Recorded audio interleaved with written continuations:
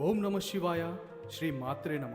ఈరోజు మీరు నాతో పాటు 14వ శతాబ్దానికి వర్చువల్గా ప్రయాణించబోతున్నారు. ఇది కేవలం ఆలయం కాదు, ఇది మన చరిత్ర. అంతరించిపోతున్న చరిత్రకి ప్రాణం పోస్తున్నది ఈ జోగులాంబ శక్తిపీఠం. పురాణాల ప్రకారం సతీదేవి తల ఈ స్థలంలో పడింది.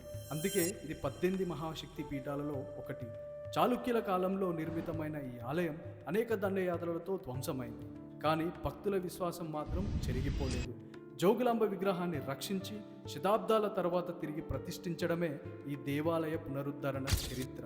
2005లో నూతనంగా నిర్మితమైన ఈ ఆలయం భక్తి, ధైర్యం, చరిత్ర అన్నిటికీ ప్రతీక. బయట నుంచి చూసిన ఈ ఆలయం మన మతం, మన సంస్కృతి, మన చరిత్రకి నిబంధనలా నిలుస్తుంది. ప్రతి రాయి మీద శిల్పకళ జీవించిపోతుంది. ప్రతి కోణం ఒక శాస్త్రీయ నిర్మాణం. ఇది కేవలం దేవాలయం కాదు, పౌరాణిక శిల్పకారుల నైపుణ్యం, భక్తుల ఆస్తికత, కాలానికి ఎదిరిగిన కట్టడాల కీర్తి. శతాబ్దాలుగా నిలిచిన ఈ గోపురాలు మన తలపై ఉన్న గొప్పదైన వారసత్వాన్ని గుర్తు చేస్తున్నాయి.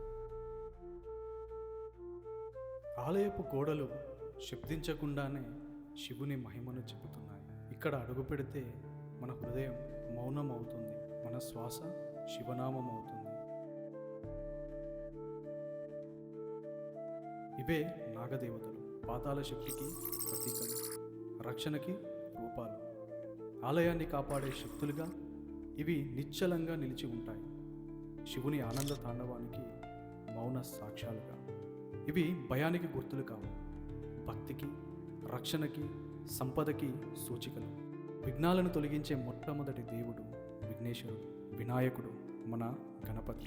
ఇక్కడ ఈ విగ్రహం ముందు నిలబడి చూస్తే మన హృదయం దానికదే విశ్రాంతిని పొందుతుంది. శివుని వైపు నిశ్చలంగా నిలబడి ఉండే ఆదికాల భక్తుడు నంది.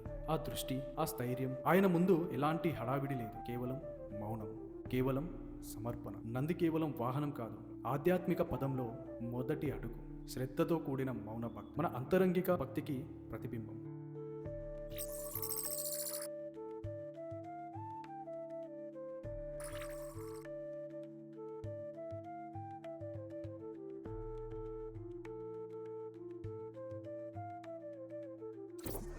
ఇవే నవబ్రహ్మ లింగాలలో భాగమైన 2 పవిత్ర స్వరూపాలు. ప్రతి లింగం ఒక తత్వాన్ని, ఒక శక్తిని సూచిస్తుంది. ఇవి కేవలం రాయిలు కావు, ఇవి శివతత్వం లోకానికి చేరవేసే జ్ఞాన ద్వారాలు. ఇక్కడ అహం మసకబారుతుంది, ఆత్మ తన నిజ స్వరూపాన్ని గుర్తు చేసుకుంటుంది. ఇక్కడ ప్రతి మూలలో ఒక శిల్పకళ జ్ఞానం, ప్రతి రాతి రూపంలో ఒక ఆధ్యాత్మిక సంకేతం. ఈ విగ్రహాలు కేవలం కళాత్మక ప్రతిబింబాలు కావు, మన పురాణ గాథలని రాళ్లపై చెక్కిన శాశ్వత గుర్తులు.